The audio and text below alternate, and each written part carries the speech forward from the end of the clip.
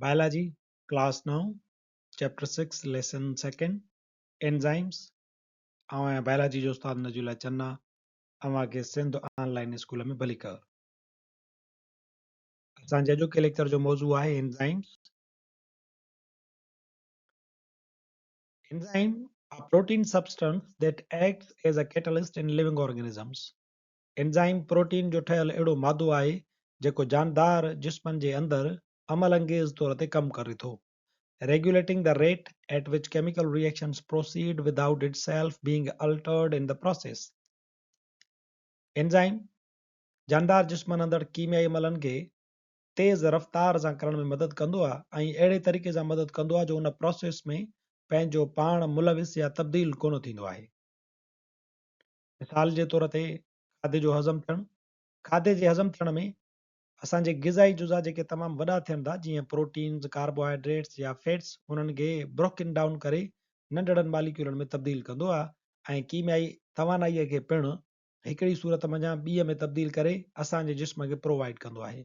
And the construction of cellular macromolecules from smaller precursors. ऐं वरी असांजे जिस्म जे अंदरि नंढनि मालिक्यूलनि मंझां जीअं अमाइनो एसिड्स या ग्लूकोज़ मंझां वरी वॾा मालिक्यूल प्रोटीन्स, स्टार्च या लिपिड्स तयारु कंदो आहे, जेकी असांजे जीव घड़नि खे ऐं असांजे जिस्म जी तामीर में अहम किरदारु अदा कंदा आहिनि. Many inherited human diseases such as albinism and phenylketonuria result from a deficiency of particular enzyme.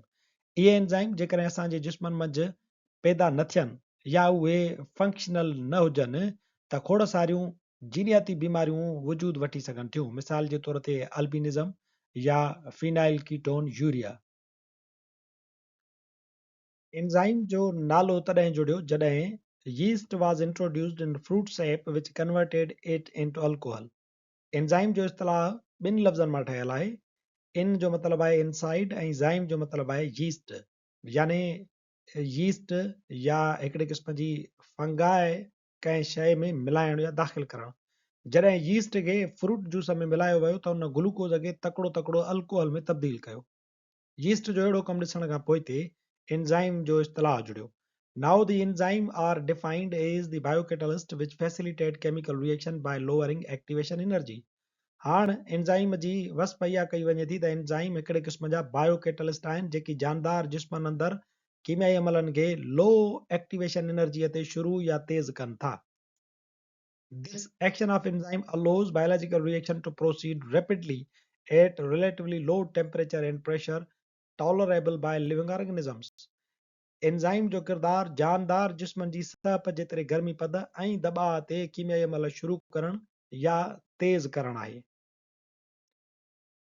Molecules at which enzymes act are called as substrates and enzymes converts them into different molecules called as products.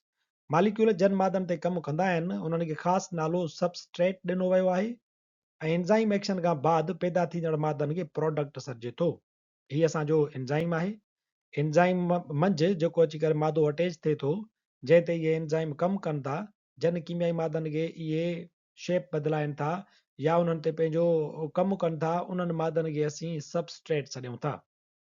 Enzyme सां जॾहिं अची करे substrate मिले थो त असां इन्हनि ॿिन्ही जे कॉम्प्लेक्स खे सॾियूं था एंजाइम सबस्ट्रेट कॉम्प्लेक्स. एंजाइम उन ते पंहिंजो जॾहिं एक्शन करे थो त उन खां बाद इहो सबस्ट्रेट जेको आहे मुख़्तलिफ़ प्रोडक्ट्स में तब्दील थी वेंदो आहे. सो इहा टर्मिनोलॉजी यादि करणु घुरिजे त एंजाइम आहे, एंजाइम जंहिं मादे ते कमु कंदो आहे उनखे चइबो आहे सबस्ट्रेट ऐं एक्शन खां पोइ ते इहो सबस्ट्रेट प्रोडक्ट में तब्दील थी वेंदो आहे. जीअं मेटाबॉलिज्म जा ॿ क़िस्म थियनि था, हिकिड़ी आहे एनाबॉलिज्म ऐं ॿी आहे केटाबॉलिज्म. इन बुनियाद ते एंजाइम्स खे पिणु ॿिनि क्लासनि में विराए सघिजे थो. Amino acids are converted into proteins. This conversion is carried out by enzymes known as RNA polymerases in the nucleus of the cell. मरकज़ में अमाइनो एसिड्स मां प्रोटीन तयारु करणु RNA polymerases एंजाइम जो कमु आहे. हाणे RNA polymerases एंजाइम छा थो करे?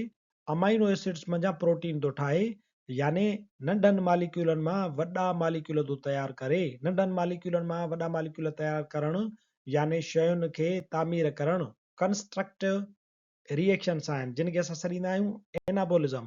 तंहिंजे करे इन एनाबॉलिज्म में हिसो वठंदड़ जेके बि एंजाइम्स आहिनि, असां उन्हनि खे सॾियूं था एनाबॉलिक एंजाइम्स. अहिड़ा एंजाइम जेके एनाबॉलिज्म याने तामीरी सरगर्मियुनि में हिसो वठनि.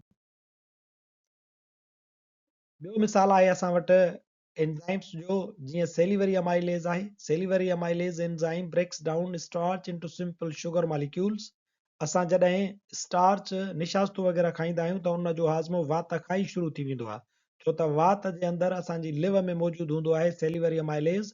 इहो हिकिड़े क़िस्म जो अहिड़ो एंजाइम आहे जेको स्टार्च खे सिंपल शुगर मॉलिक्यूल्स में टोड़ींदो आहे, ऐं इहे सिंपल शुगर मॉलिक्यूल्स असांजे वात मंझि कैपिलरीज़ जे ज़रिए हज़म थियणु शुरू थींदियूं आहिनि। सो अहिड़ो एंजाइम जेको वॾनि मालिक्यूलनि खे नंढनि मालिक्यूलनि में टोड़े, उन्हनि एंजाइम्स खे असां केटाबोलिक एंजाइम सॾियूं था। Salivary amylase is a type of catabolic enzyme, ऐं केटाबोलिक एंजाइम्स जेके आहिनि उहे केटाबोलिज़म में हिसो वठंदा आहिनि, यानी वॾनि मालिक्यूलनि खे नंढनि मालिक्यूलनि में तब्दील करणु ऐं तवानाईअ खे पैदा करणु। असांजो अॼोको लेक्चर एंजाइम्स जे तारुफ़ सां गॾु पुॼाणी ते पहुचे थो। वरी हाज़ुर थींदासीं नए लेक्चर सां गॾु। तेसिताईं ॾिसंदा रहो सिंध ऑनलाइन स्कूल।